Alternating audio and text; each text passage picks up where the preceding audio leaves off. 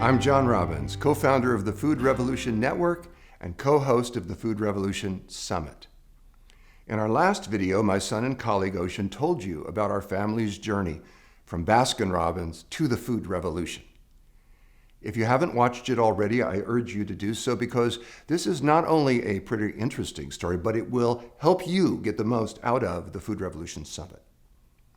Now, in this video, I'm going to talk to you about why we need a food revolution, and I'm going to tell you what gives me hope. And I realize that even talking about hope today can sound naive. We're living in perilous and deeply uncertain times.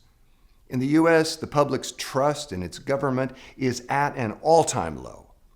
When John F. Kennedy was president, what percentage of the American public do you think said they trusted the federal government to look out for their welfare?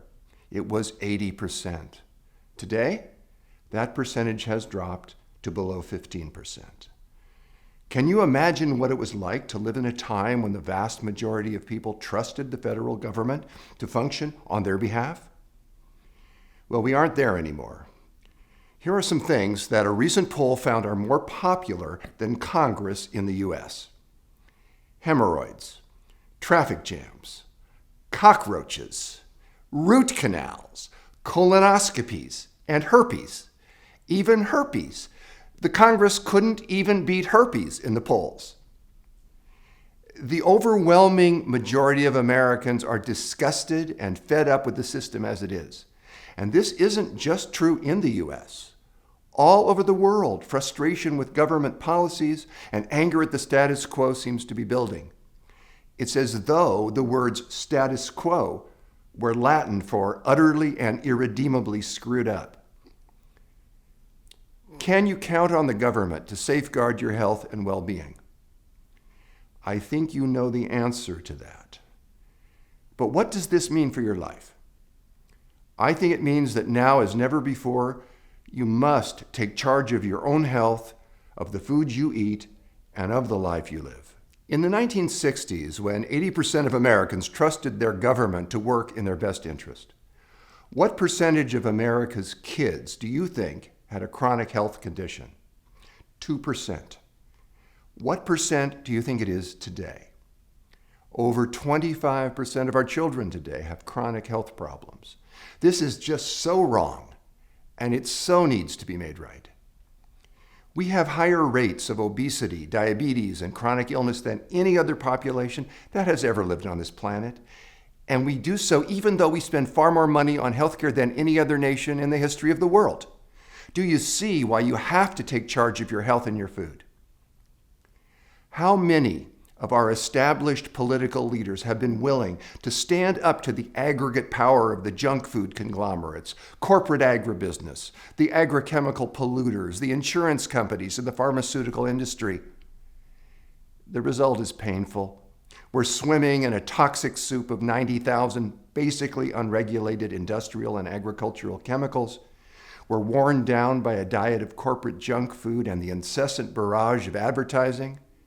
And it's not just our physical health that's suffering. So is our mental health.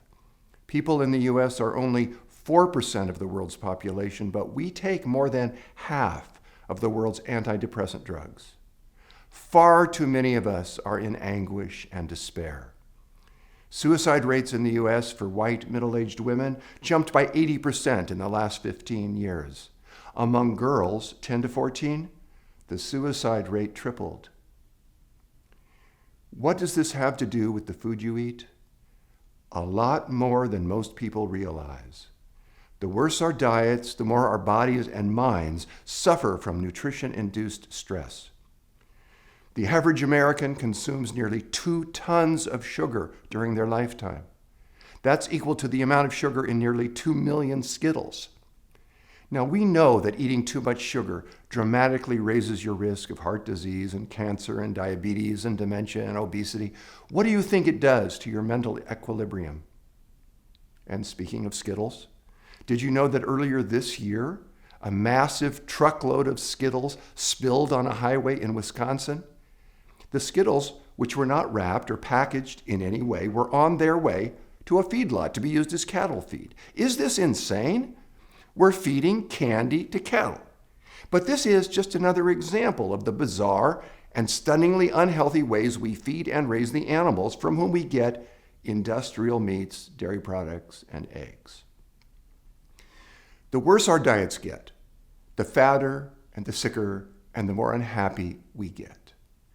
More than 2/3 of us are now overweight or obese. What is the U.S. government doing about it? Here's an example.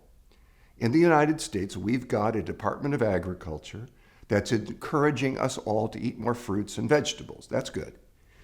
But the very same Department of Agriculture is spending tens of billions of dollars every year subsidizing the production of genetically engineered corn and soy, which ultimately brings down the price of factory-farmed animal products and highly processed foods. What sense does it make for us as taxpayers to be heavily subsidizing crops that every health authority is telling us we should be eating less of? What sense does it make for us to be doing almost nothing to subsidize the fruits and the vegetables we're supposed to be eating more of? If there is a responsibility to spend the public's money in a way that's consistent with the public's health, shouldn't taxpayers be subsidizing the foods that are better for us? We need a food revolution because today, almost 2/3 of the calories in the American diet come from ultra-processed foods. Because almost all of these highly processed foods contain unlabeled, genetically engineered ingredients. Because we spray the fields growing our food with poisons. And because our current food system enriches drug companies, agrochemical polluters, and junk food companies at the expense of farmers, rural communities, and taxpayers. Today in the United States, we're spending 18% of our entire gross domestic product on what we call healthcare. But really, should it be called healthcare? Wouldn't it be more accurate to call it disease management? Most of today's doctors are largely untrained in nutrition. Their medical training is focused on managing disease symptoms with drugs and surgery. And meanwhile, our diets are getting worse and worse, and our population is getting sicker and sicker. We need a food revolution because our food is making us fat and sick and bankrupting us. It's time to live like your health depends on it. Whenever we eat, we make a choice. Whenever we choose a food, we either improve the world or we make it less. We either sustain the conditions that are conducive to life or we worsen and harm them. It's an act of courage and love to prepare healthy food for ourselves and for others and to speak out and educate people. We need a food revolution for so many, many, many reasons. Every year in the United States, we throw away 96 billion pounds of food, which means we're feeding our landfills as much as we're feeding our people. Why is all this food being thrown away and not being given to those who need it? Why are we wasting so much food and not making sure that every one of us has enough to eat? We need a food revolution because Western food is taking over the world. Traditional cultural cuisines are enriched, even defined by their use of herbs and spices. Have you ever enjoyed Indian food with its curries, turmeric, cardamom, and coriander? Or Mexican food with its chilies, cumin, garlic, and oregano? Have you ever appreciated Italian food with its parsley and sage, basil and thyme? Or French food with marjoram, tarragon, and savory? In every traditional culture's cuisine, herbs and spices add fascination and intrigue to the flavors of foods, and they also define the culture, and they have considerable health benefits. But with industrial and processed food, with what has come to be known worldwide as American food, instead of herbs and spices, our mega food companies have added huge amounts of sugar, fat, and salt, as well as chemical flavorings and colorings and preservatives.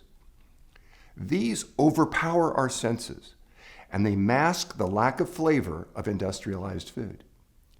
Rather than supporting health, they lead to heart disease, dementia, obesity, diabetes, and all the other Western diseases that plague us today, and that we are exporting worldwide along with our foods. We need a food revolution because the richness of our relationship to food has been hijacked by the corporate manipulation of our taste buds. People say, I want to eat what I like. That's my right. That's my freedom. True. But what if what people like has been determined by the food industry? What if mega food corporations have sought control over our taste buds? And what if, to a remarkable extent, they have achieved that control? Do you think people naturally like what will make them sick and fat?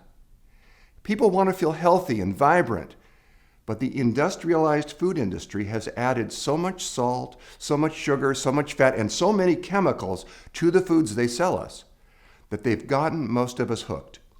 The big food companies actually employ what they call craveability experts, whose job it is to formulate food products that are explicitly designed to produce cravings. The result is that many of us today feel deprived if we aren't eating foods that undermine our health. We need to take back our taste buds. We need to take back our mouths and our tongues. I want us to experience eating not as an exercise in addiction and not as a form of obeisance to the food industry, but as an act of self-care, a connection with the people we love, and respect for the living earth. I want us to experience eating as a way of celebrating what truly sustains us, a way of affirming the values and the pleasures and the joys we hold most dear. If we're going to, together, make the changes that are needed in our lifetime, we need to know the facts and we need to put them into action. And that's why I'm so grateful and excited that you've chosen to join in the Food Revolution Summit, because we can make a change and because what we do, what you do, matters. At the beginning of this video, I promised I'd tell you why I think we need a food revolution. I also promised that I'd tell you what gives me hope even in these profoundly troubling times. It gives me hope that the norms of a toxic food culture are losing their appeal, and people are increasingly hungry for change. We've seen in the last 15 years a fourfold increase in sales of organic foods, with organic food becoming a $43 billion industry in the U.S. alone. We now have polls in the United States showing that more than 90% of the American public thinks that animals raised for food on farms deserve to be free from cruelty. Gestational crates for mother pigs have been banned in 9 U.S. states and throughout the entire European Union. And it gives me hope that the number of people who want to ban junk food marketing that targets kids has quadrupled in the last 8 years. We've got a long way to go, but we're seeing progress in many ways. It gives me hope that the Campbell Soup Company has announced that it will voluntarily label all of its products that contain GMOs, and there will be no price increase. It gives me hope that non-GMO certified foods have gone from being non-existent to a $13 billion industry in the last 5 years, and that the number of farmers markets and community-supported agriculture programs have increased tenfold in the last 15 years. Many countries, including Denmark, France, Mexico, Hungary, Iceland, Norway, and South Africa, have adopted taxes on sugar-sweetened beverages.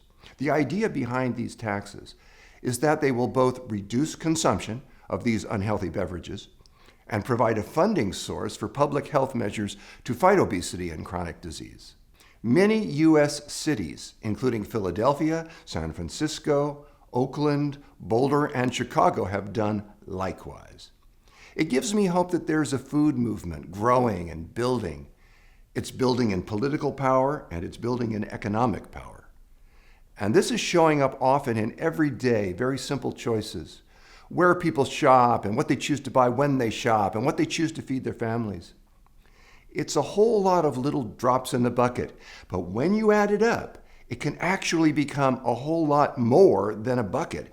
It can start to become the tide of history turning. That's why what really gives me hope is you. And the millions of people like you who care deeply, who care enough to open their eyes and see what's really happening, who see that while we can rarely look to the government to watch out for our best interests, we can look to each other. We can educate ourselves. We can take charge of our health and of what we eat. We can use the perils and uncertainty of our times as a catalyst to awaken to our power to say no to what harms us and to say yes to what truly nourishes us. I'm given hope by each and every person who acquires a passion to find the true meaning of living a healthy life and who wants to spread this truth and this knowledge to help those who have been kept in the dark. What gives me hope is everyone who's getting informed and standing up for a healthier food future. When you do, you are literally standing for the hope of our world. If you're someone who's choosing to step forward and to take leadership, I want to congratulate you and I want to thank you and I want to support you. And I also want to invite you to spread the word about this summit so that your friends and loved ones can join in too. If everyone watching this video told just 5 friends about the Food Revolution Summit, we could multiply our impact exponentially. Just tell them to go to foodrevolutionsummit.org to sign up, and they'll get the entire summit for free. That way they can join you in getting the latest insights from some of the top food experts on the planet about how we can leverage the power of food to stand up for healthy lives and for a healthy planet. I look forward to working with you for a real food revolution. And most of all, thank you for caring.